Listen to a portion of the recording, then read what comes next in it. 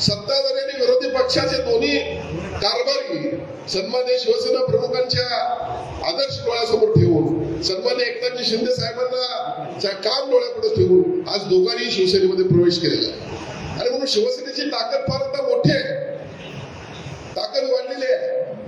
खऱ्या अर्थानं आजचा मेळावा या होणाऱ्या उद्याच्या निवडणुकीच्या तयारीसाठी आपण घेतलेला आहे. कार्यकर्त्यांच्या मनामध्ये दुगदुग आहे, काय होतंय, तिकीट मिळतंय का नाही. खरं म्हणजे मी आपल्याला या मेळाव्याच्या माध्यमातून एक वचन देतो की सक्षम असलेल्या कुठल्याही कार्यकर्त्यावर मी अन्याय होऊन देणार नाही. पण बघा, निवडणुका या निवडणुका लढण्यासाठी नसतात, निवडणुका या निवडणुका जिंकण्यासाठी असतात. आणि ज्यावेळेला आपण निवडणूक जिंकू त्यावेळी या कोल्हापूर महापालिकेवर शिवसेनेचा भगवा फडकणार आहे. होत असलेल्या निवडणुकीसाठी आपल्या सर्वांना मी मनपूर्वक अशा हार्दिक शुभेच्छा देतो. अंकुश निपाणीकर म्हणतात की या ठिकाणी एवढी शांती काय, अंकुशबाई तिकीट जाहीर व्हायचे आहेत, त्यामुळे सगळ्यांच्या मनात दुगदुग लागून गेलेलं. आता होतंय काय, पण निश्चितपणे आपल्या सर्वांना माहित आहे की येणाऱ्या या निवडणुकीमध्ये पहिल्यांदा शिवसेनेचा भगवा या महापालिकेवर फडकल्याशिवाय राहणार नाही. आणि त्यासाठी आपण सर्वजण सज्ज आहोत. मी सर्वप्रथम या ठिकाणी ज्यांनी शिवसेनेमध्ये प्रवेश केला अशा आमच्या सर्व मुख्यमंत्र्यांच्या लाडक्या बहिणींचं मनपूर्वक असं हार्दिक स्वागत करतो पक्षात. खरं म्हणजे 1986 साली शिवसेनेची स्थापना या कोल्हापूर जिल्ह्यामध्ये पहिल्यांदा झाली.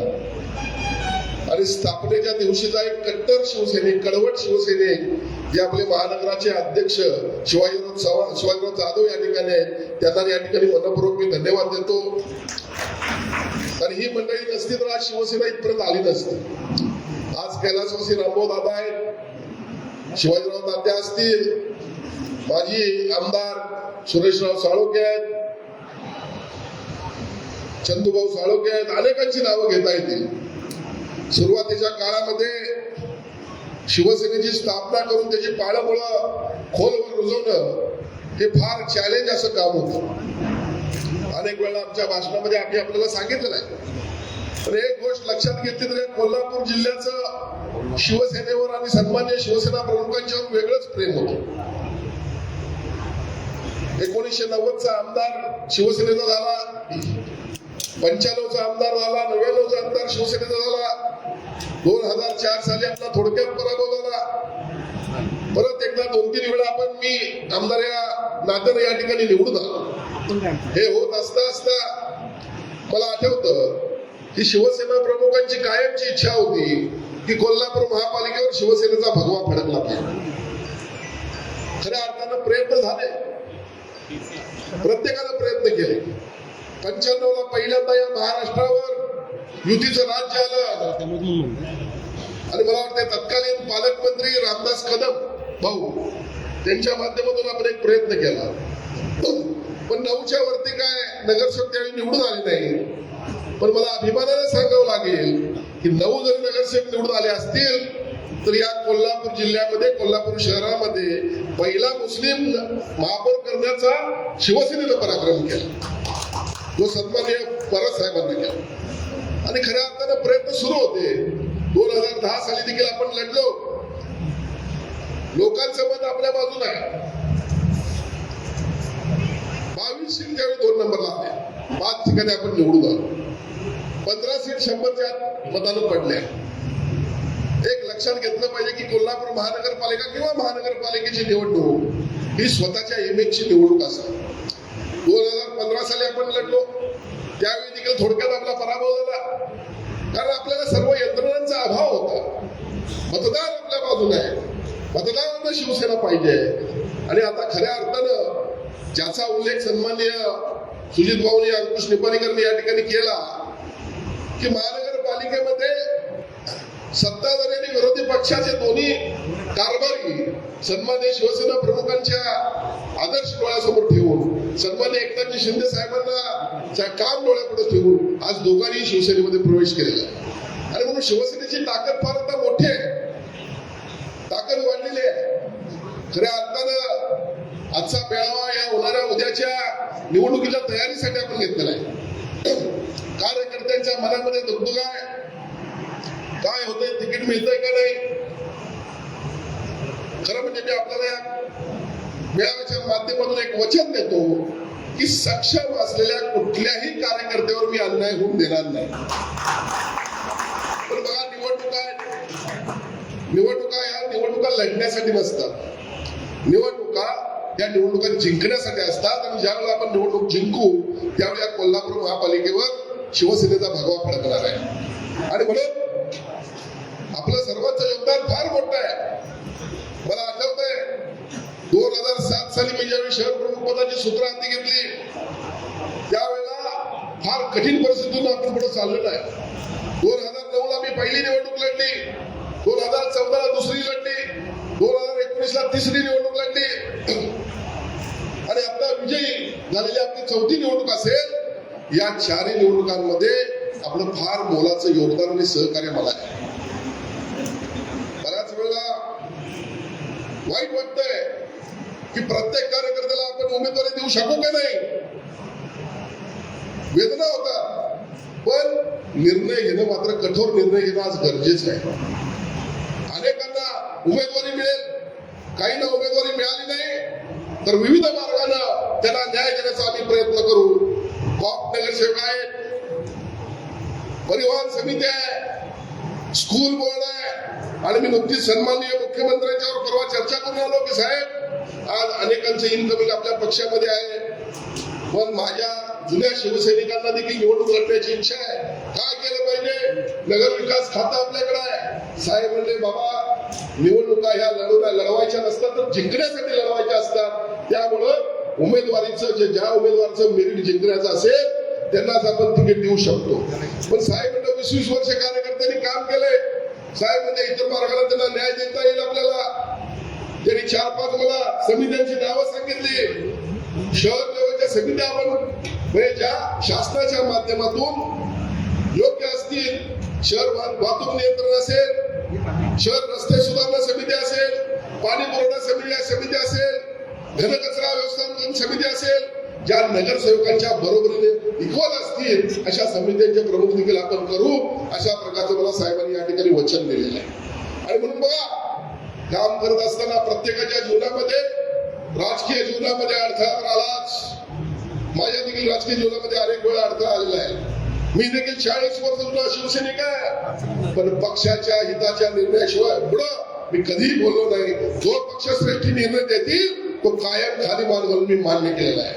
40 वर्ष काम करताना असताना मला मंत्रिपद मिळालं नाही मिळालं, वरिष्ठांचा निर्णय होता.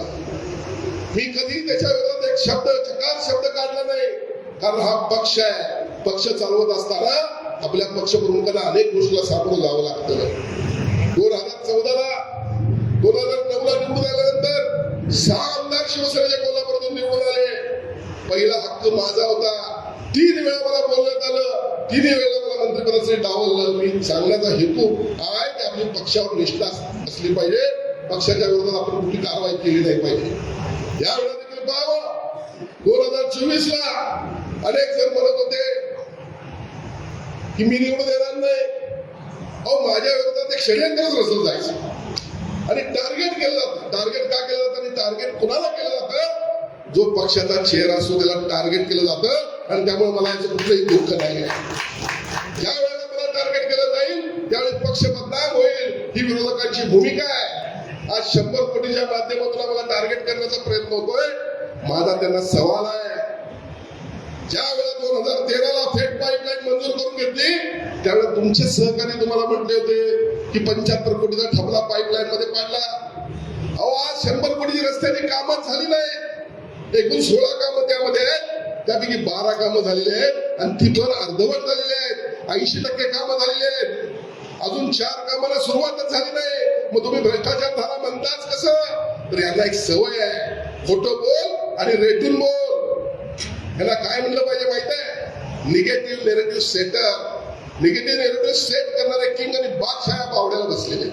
आणि म्हणून एक गोष्ट लक्षात घेतली पाहिजे. मला त्यांना सवाल आहे, काय केलं तुम्ही 35 वर्षामध्ये? शहराची कुठली मूलभूत सोयी सुविधा तुम्ही दिल्या? पाणी पुरवठा नाही, दरवर्षी त्या ठिकाणी अभ्यंग स्नान करता, लोकांना प्यायला पाणी नाही. मी या ठिकाणी खास करून पालकमंत्र्यांचं अभिनंदन करेन. त्यांनी जे गणपतीला आमच्या माता भगिनींना रस्त्यावर घागरी घेऊन यायला लागलं, तातडीनं त्याची दखल घेतली आणि 3.5 कोटी रुपये पॅरलल असणाऱ्या आपल्या शिंगणापूर पाईपलाईनला पंप बसवण्यासाठी दिले. त्यांचं मनपूर्वक अभिनंदन आहे. अनेक गोष्टी मला सांगता येतील. गेली अनेक वर्षाची खंडपीठाची मागणी होती, ती आपण मान्य केली, मंजूर केली. रंकाळा पाहण्यासाठी संपूर्ण महाराष्ट्रातून लोक येत आहेत. पुढच्या काळामध्ये लवकरच आपण रंकाळ्याच्या मध्यभागी फाउंटन देखील बसवणार आहे, सेल्फी पॉइंट देखील त्या ठिकाणी करणार आहे. पर्यटनाकडे आकर्षक करण्यासाठी बऱ्याच गोष्टी आपल्याला पुढच्या काळामध्ये करायच्या आहे. या ठिकाणी हद्दवाढ आपण करणार आहे. नुकताच आता या ठिकाणी विषय झाला 155 कर्मचाऱ्यांचा विषय आपण मंजूर करून घेतला. गेल्या वर्षी 530 कर्मचाऱ्यांना न्याय दिला. हद्दवाढीसाठी आपण प्रयत्न करतोय, शक्तीपीठ व्हावं यासाठी प्रयत्न करतोय. 100 एकर जागा आपण IT पार्क साठी आणली. माझा त्यांना सवाल आहे, असं एक कुठलं काम आपण दाखवावं जे आम्ही या 2.5-3 वर्षामध्ये करून दाखवलेलं आहे. आणि म्हणून टीका करणं सोपं आहे, लोकांच्या गैरसमज पसरवणं सोपं आहे. पण आज मतदारांनी ठरवलेलं आहे की कुठल्याही परिस्थितीमध्ये महायुतीची सत्ता या महापालिकेवर आणायची आहे, असं मतदारांनी बंधुभगिनीवर ठरवलेलं आहे. आणि म्हणून आपली देखील तेवढीच जबाबदारी आहे. आज व्यासपीठावर जर आपण पाहिलं तर अनेक दिग्गज या ठिकाणी बसलेले आहेत. समोर देखील त्यांच्या पुढे थोडं दिग्गज बसलेले आहेत. एक गोष्ट लक्षात घेतली पाहिजे की ही निवडणूक अत्यंत महत्वाची आहे. या निवडणुकीमध्ये आपल्याला फक्त आणि फक्त बदनाम करण्याचं षडयंत्र विरोधकांचं असणार आहे. या बदनामीला आपण केलेल्या कामातून चोख उत्तर द्यायचं आहे. आणि पुढच्या काळामध्ये निश्चितपणे मी आपल्याला सांगू इच्छितो, मी मगाशी जसं म्हटलं, मला अनेक वेळा संधी होती, प्रत्येक मीडियामध्ये लिहिलं यायचं, प्रत्येक इलेक्ट्रॉनिक मीडिया टीव्ही मध्ये पहिला फोटो मला असायचा. पण मला मंत्रिपद मिळालं नाही. मी कधी पक्षाविरोधात एक शब्द काढला कधीही काढला नाही. पक्षनिष्ठा, पक्षशिस्त ही सगळ्यांसाठी महत्वाची आहे. कुणाला तर तिकीट दिली जाणार, कुणाला तर दुसऱ्या माध्यमातून काही न्याय दिला जाणार. पण माझ्या बांधवांनो, माझी तुम्हाला नम्र विनंती आहे, दिवस आता चांगले आलेले आहेत. आणि या चांगलेल्या आलेल्या दिवसांमध्ये माझी आपल्याला कळकळीची विनंती आहे, विरोधकांच्या फुलथापांना बळी पडू नका. पक्ष जो उमेदवार देईल त्याच्या पाठीमागे ठामपणे उभा राहा. या ठिकाणी महानगरपालिकेवर महायुतीचा भगवा फडकण्यासाठी सज्ज व्हा, एवढी विनंती या ठिकाणी करतो आणि थांबतो. धन्यवाद. जय हिंद, जय महाराष्ट्र, वंदे मातरम. मटण थाळी, चिकन थाळी, स्पेशल गावरान चिकन थाळी इतकंच काय, ऑर्डरनुसार मुंडी रस्सा आणि खेकडा थाळी. आणि हो, शाकाहारी लोकांसाठी खास व्हेज गावरान थाळी सुद्धा उपलब्ध आहे बरं का. चला तर मग अस्सल कोल्हापुरी जेवणाचा आनंद घेऊया.